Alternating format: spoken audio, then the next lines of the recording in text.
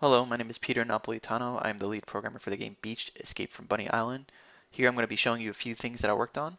The first thing that you may notice are the spinning rides.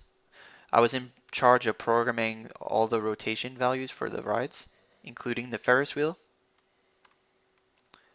the carrot cliffhanger, and the teacup ride.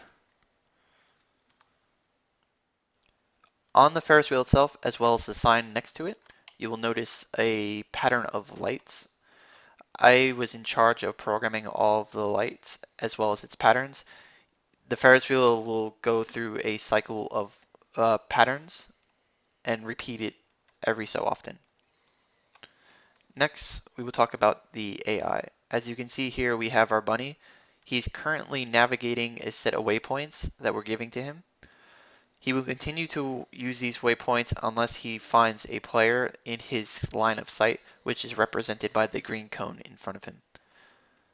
When he finds a player, he will begin to chase the player until he has either attacked it by getting into a certain range of the player or he has been killed.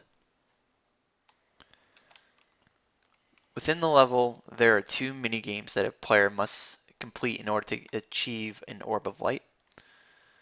One of the mini games can be seen here is the test your strength mini game. For this mini game, the player must jump from a certain height and ground pound onto the button, which will activate the lights on the machine. The lights will rise from the bottom to the top. If the player achieves a score of 1000, they have won and they will be alerted by a ringing of a bell. Another mini game can be seen here is the whack-a-mole game. The player starts the game by sliding into the red button on front. Then the timer will start and moles will be randomly chosen to rise, and the player has a certain time limit to hit as many moles as possible before the game ends. If the player achieves a certain score, then they will win, and completing both mini games will achieve them an orb of light.